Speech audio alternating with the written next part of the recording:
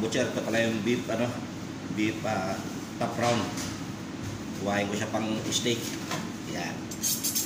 Yan, hindi na yan, Brad. Parts yan, pare. Ayun lang. Katiin mo natin sa gitna. Kita nyo yan. Kita nyo yung quality ng karne. Yan. Bali half inch.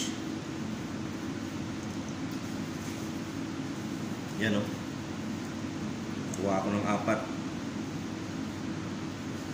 Yan.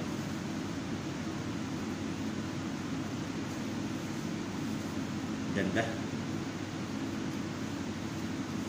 Bali lalagay ko dyan sa tray. Ganyan lang yan mga kabutsa. Ganyan ang top side na. Sarkaling sa top row. Yan. Bali 4.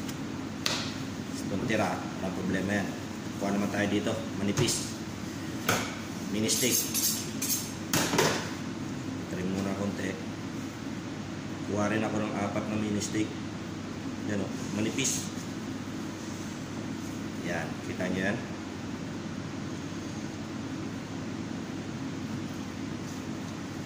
Parang papel lang mga kabutsa, hindi siya masyado makapal. 4 din.